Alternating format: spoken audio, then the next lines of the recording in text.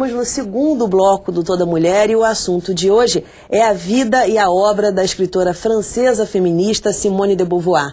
Aqui no estúdio, eu estou conversando com a deputada Inês Pandeló e com a pesquisadora Deise Quintiliano, professora de literatura francesa da UERJ. Professora, no bloco anterior, a senhora estava falando sobre a personalidade, o fato da Simone não assumir e não levantar uma bandeira muito forte em relação à bissexualidade dela por ser uma intelectual à frente do seu tempo. Eu queria que a senhora partisse daí, explicasse um pouco melhor por que ela não levantou essa bandeira, já que ela era bissexual.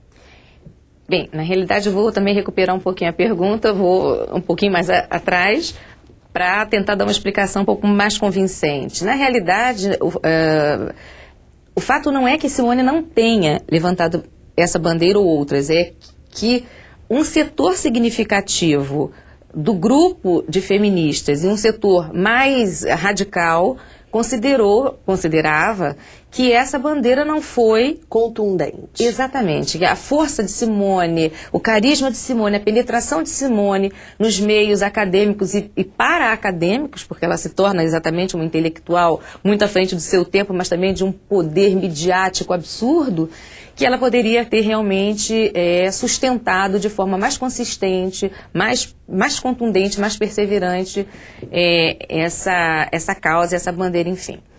O que eu teria a dizer, acrescentar a esse respeito, é que o problema de Simone era um problema de ordem intelectual. Eu explico. Simone desenvolvia com o escritor Jean-Paul Sartre uma relação de companheirismo, né, por toda uma vida.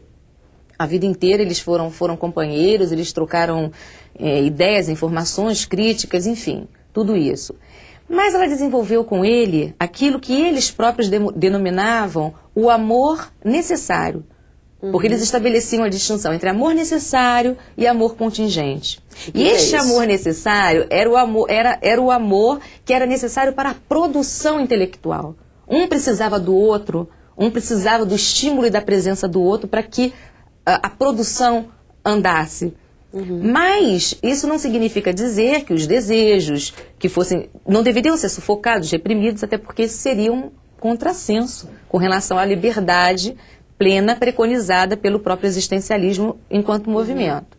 Então, se o amor, ou qualquer tipo de amor, era uma barreira para a expressão pura da liberdade, o amor era uma alienação que poderia fazer com que essa plena capacidade intelectual não fosse exposta, tanto fazia se fosse um amor heterossexual ou homossexual. Então ela teria dificuldades de, tendo essa concepção com relação ao amor, do ponto de vista filosófico, de ter uma coerência interna na própria filosofia, na ancoragem filosófica do pensamento, de sustentar isso. Sim. Agora, fala um pouquinho mais, então, o que é o existencialismo? Porque, pelo jeito que você falou, até essa relação sexual tem a ver com essa filosofia. A forma de encarar essa relação de bissexualidade mais aberta e tal. O que vem a ser existencialismo? Bem, eu posso responder com as minhas palavras ou com as palavras de Sartre. Ele costumava dizer... Fica à vontade, né? Que o existencialismo é um pensamento, é uma concepção que torna a vida possível, que mostra que o homem é livre, é pura liberdade. É pura liberdade, é pura prospecção. Então você, também o existencialismo, ninguém ignora que o existencialismo é ateu. Então é um existencialismo que não conta com o sobrenatural e nem conta com a providência divina para auxiliar nas causas terrenas. Então, o homem é livre, ele é pura liberdade. A partir do momento em que não há Deus, que não há um valor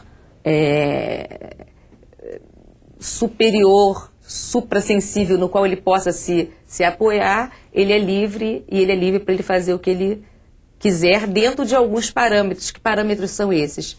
É a própria limitação pela responsabilidade. Eu sou livre, mas eu sou responsável pelo meu ato. E meu ato é minha liberdade. Então é evidente que essa relação, ela se circunscreve perfeitamente dentro desses moldes. Vamos dizer que eles colocaram, com a relação afetiva, com esse amor necessário, eles colocaram absolutamente em prática o que o existencialismo preconizava como filosofia, como uma filosofia do próprio homem, como uma antropologia existencial, vamos dizer assim. Agora, Daniela, a gente conversava antes que mesmo, como você falou, de que havia esse amor necessário, a gente viu que quando ele adoeceu por diversas vezes, e depois, mais perto da sua morte, Simone, que vivia uma relação aberta, que não considerava, né, o casamento ali, se dispôs a cuidar,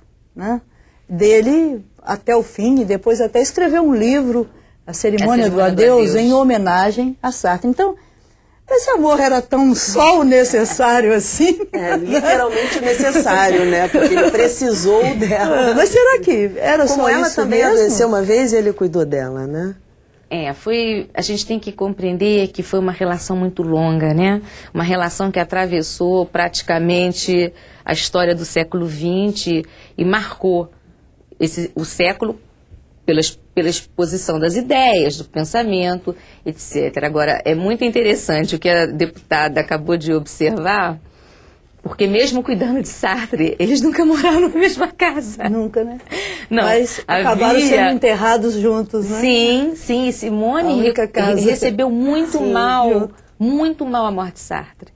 Simone realmente, toda a coerência do pensamento filosófico, nada disso, nada do que foi construído, do que foi discutido, que foi teorizado, não conseguiu segurar realmente a perda, aquela perda inexorável que foi a morte de Sartre para ela. Foi um golpe muito duro, né? Então, ele falece em 1980 e ela em 86, quer dizer, foi... A mesma causa. Praticamente, né? Digamos que ele ainda tinha uns agravantes, porque também fez a experiência da mescalina bem no início, enfim. Agora no próximo, a gente vai agora para o intervalo, no próximo bloco, vamos falar um pouquinho sobre esse encontro, que a gente está falando o tempo inteiro sobre Simone e Sartre, e não falou sobre esse encontro. Confira no próximo bloco, a gente volta já já.